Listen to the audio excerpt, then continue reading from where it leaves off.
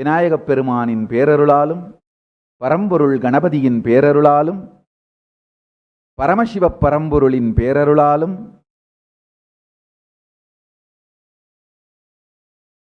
நாங்கள் எடுத்திருக்கும் திருப்பணி ஹிந்து மதத்திற்கான ஒரு பாராளுமன்றத்தை நிறுவுதல், ஹிந்து பார்லிமெண்ட். ஹிந்து மதத்தின் நிர்வாகங்களையும் ஹிந்து மதத்தின் மதம் சார்ந்த நிர்வாகங்கள், நிர்ணயங்கள், கருத்துக்கள் இவைகளை தொகுத்து உலகிற்கான ஒரு நெறிகாட்டுதல், மாடல் கவர்மெண்ட். நம்ம சொல்றோம் இல்லையா, மாதிரி பொருள், மாதிரி பட்ஜெட், மாதிரி சட்டசபைன்னு சொல்ற மாதிரி இந்து மதத்திற்கான ஒரு மாடல் பார்லிமெண்ட்டை உருவாக்குகின்ற வேலையில் இறங்கி இருக்கின்றோம். 6 மாதங்கள், அடுத்த 6 மாதங்கள் தேவைப்படலாம் என்று நினைக்கின்றோம். ஜனவரிக்குள் முடித்துவிட வேண்டும் என்கின்ற குறிக்கோளை வைத்திருக்கின்றோம். ஒருவேளை அடுத்து ஓரிரு மாதங்கள் எடுத்தாலும் சிவராத்திரிக்குள் இதனுடைய முழு வரைவும் மாதிரியும் வெளியிடப்படும். 5 நிலையாக இந்து பாராளுமன்றத்தின் அமைப்பை வகுத்திருக்கின்றோம். வேதங்களிலும் ஆகமங்களிலும் பெருமான் சொல்லியிருக்கும் சத்தியங்களை வகுத்து சித் சபை, ராஜசபை, தேவசபை என்று 5 நிலைகளில் முதலில் சித் சபை இந்து மதத்தினுடைய சக்தி வெளிப்பாடு பற்றிய எல்லா அறிவியல், சித் கான்ஷியஸ்னஸ், சித்னா உயிர், கான்ஷியஸ்னஸ், உயிர் சார்ந்த எல்லா அறிவியல், பிரபஞ்சத்தின் உண்மைகள், ஞானம், the spiritual enlightenment science, consciousness based enlightenment science, இவைகள் அனைத்தையும் வகுத்து தொகுத்து முறையாக நிர்வகித்து உலகத்திற்கு பகிர்ந்தளிக்கும் விதத்திலே ஒரு அமைப்பை, சித் சபை, இந்த அமைப்பின் வழிகாட்டுதலின் கீழ்தான் மற்ற 4 சபைகள் இயங்கும். சித் சபை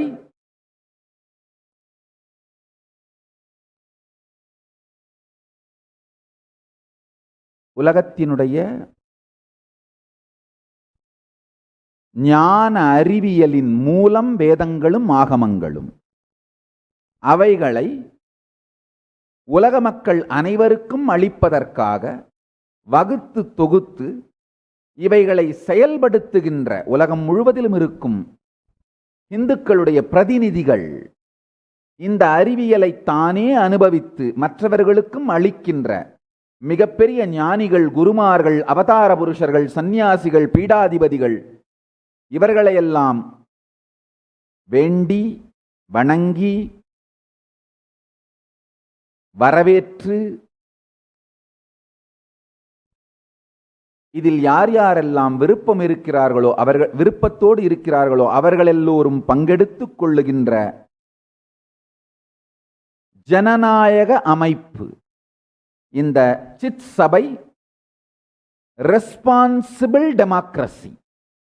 யார் யாரெல்லாம் இந்த பிரபஞ்ச இந்து மதத்தினுடைய பிரபஞ்ச அறிவை தானே அனுபவித்து அனுபூதிபூர்வமாய் உணர்ந்து மற்றவர்களுக்கு அளிக்கின்றார்களோ அவர்களையெல்லாம் நாங்கள் இன்வைட் பண்ண போறோம். அவர்களை எல்லோரையும் வெல்கம் பண்ண போறோம். அதிலே விருப்பம் இருந்து இதில் பங்கெடுத்துக் கொள்ளுகின்ற எல்லோரும் ஒன்று கூடிய ஒரு ஜனநாயக அமைப்பாக சித் சபை அமையும். அடுத்தது ராஜசபை. இந்து மதம் சார்ந்த கருத்துக்களை பல நாடுகளிலும் அரசியல் ரீதியாக, சட்ட ரீதியாக செயல்படுத்துவதற்கு பல நாட்டினுடைய இந்து தலைவர்கள் மற்றும் இந்து மதத்தின் மீது அபிமானம் கொண்ட நபர்கள் மற்றும் பல அரசியல் தலைவர்கள், இந்து மதத்தின் மீது விருப்பம் கொண்ட அரசியல் தலைவர்கள், இவர்களோடெல்லாம் செயல்பட்டு இவர்களையெல்லாம் இன்வைட் பண்ணி அவர்களெல்லாம் பாகமாக இருக்கின்ற ரெஸ்பான்சிபிள் டெமோக்ராட்டிக் செட்டப், பொறுப்புடைய ஜனநாயக அமைப்பாக இந்த ராஜசபை திகழும். இந்த ராஜசபை இந்து அரசாட்சி சார்ந்த கருத்துக்களை உலகத்திற்கு அளிக்கும். சித் சபை இந்து அருளாட்சி சார்ந்த கருத்துக்களை உலகத்திற்கு அளிக்கும்.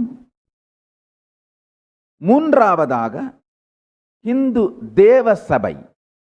தேவசபை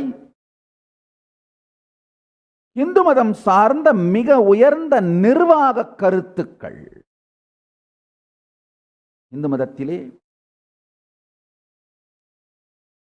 இயற்கையோடு சேர்ந்த வாழ்க்கை முறை, தன்னுடைய வாழ்க்கையையும் மற்றவர்களுடைய வாழ்க்கையையும் முறையாக நிர்வகித்துக் கொள்ளுகின்ற மிகப்பெரிய அருமையான சஸ்டெய்னபிள் டெவலப்மெண்ட் சார்ந்த அட்மினிஸ்ட்ரேட்டிவ் பிரின்சிபிள்ஸ், நிர்வாக கருத்துக்கள் வேதங்களிலும் ஆகமங்களிலும் இதிகாசங்களிலும் புராணங்களிலும் பறந்து விரிந்து கிடக்கின்றன. இந்த கருத்துக்களை வகுத்தும் தொகுத்தும் இந்த கருத்துக்களை தாங்களே வாழ்ந்து மற்றவர்களுக்கெல்லாம் பரப்புகின்ற நபர்கள் அனைவரையும் ஒருங்கிணைக்கின்ற ஒரு திங்க் டேங்கா இந்த தேவ சபை அமையும். அடுத்தது கனக சபை.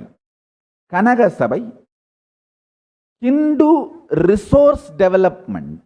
இந்து மதத்திலே ரிசோர்ஸ் என்பது வெறும் பணம் சார்ந்தது அல்ல. வாழுகின்ற வாழ்க்கை முறை, பணம் மற்றும் நம்முடைய தானியங்கள், பல்வேறு விதமான வாழ்க்கைக்கு தேவையான ரிசோர்சஸ், ஃபியூவல், எலக்ட்ரிசிட்டி, ஈவன் மனித வளம் மேம்படுத்துதல், இவைகள் எல்லா வளம் சார்ந்த அறிவை ஒன்றாக்கி வகுத்து தொகுத்து இது சார்ந்த மக்கள், நபர்கள், முக்கிய பிரமுகர்கள் அவைகளை ஒருங்கிணைத்து இந்த அறிவை ஓரிடத்தில் தெளிவாக்கி உலகத்தோடெல்லாம் பகிர்ந்து கொள்வதற்கான இடம், அதற்கான திட்டமும் அதற்கான அமைப்பு முறையும் தான் கனக சபை. ஆழ்ந்து புரிந்து கொள்ளுங்கள். இந்த ஒவ்வொரு நிலையிலும் அதற்கான சிறப்பு நபர்களுடைய கருத்துக்கள் மற்றும் அந்த நபர்களே மெம்பர்களாக இருக்கின்ற விதத்திலே இந்த கொள்கைகளையும் திட்டங்களையும் வகுத்து கொண்டிருக்கின்றோம்.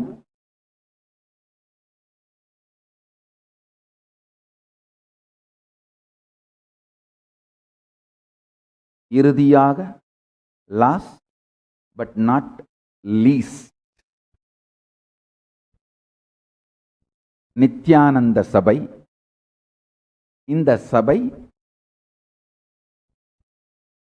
மகா கைலாசத்தின் நிர்வாகத்தை முறைப்படுத்தி உலகம் அனைத்திற்கும் ஆனந்தமான வாழ்க்கை முறை சார்ந்த அறிவியலை கொண்டு சென்று சேர்க்கின்ற, தானும் அனுபவித்து மற்றவர்களையும் அனுபவிக்க வைக்கின்ற நபர்கள் பங்கெடுக்கும் ரெஸ்பான்சிபிள் டெமோக்ராட்டிக் சபையாக இருக்கும். இந்த பஞ்ச சபைகள் 5 சபைகளும் ஒன்றாக சேர்ந்ததைத்தான் இந்து பாராளுமன்றம் என்று குறிப்பிடுகின்றேன். அடுத்த 6 மாதங்களுக்குள் இந்த இந்து பாராளுமன்றம் ஒவ்வொரு சபையிலும் 1008 பேர் மெம்பர்களாக, உறுப்பினர்களாக இருப்பார்கள். ஒவ்வொரு சபையும் ஒரு ஆண்டுக்கு எத்தனை முறை கூட வேண்டும், எத்தனை ஆண்டுக்கு ஒரு முறை சபையின் உறுப்பினர்கள் புதுப்பிக்கப்படுவார்கள், புதுப்பிக்கப்படுகின்ற முறை என்ன, இவைகள் எல்லாவற்றையும் வகுத்து கொண்டிருக்கின்றோம். 6 மாதங்களுக்குள் உறுப்பினர்கள் பெயர் உட்பட இந்த மொத்த வகுப்பையும், மொத்த வகுத்து தொகுக்கப்பட்ட கருத்துக்களையும் உங்கள் முன்பாக வைக்கின்றேன். பரமசிவ பரம்பொருளின் பேரருளால், பரம்பொருள் விநாயகன் பேரருளால், பரமசிவ பரம்பொருளின் பேரருளால் இந்த திட்டத்திலும் வெற்றியடைந்தே தீருவோம்.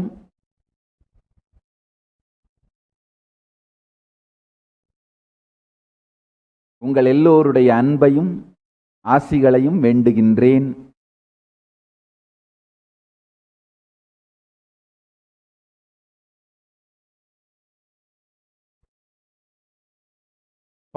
இப்பொழுது பார்த்து கொண்டிருப்பவர்கள் அல்லது இதை பற்றி கேள்விப்படுபவர்கள்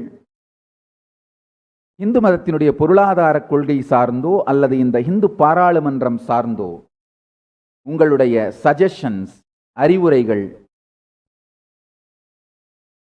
எல்லாவற்றையும் வரவேற்கின்றோம்.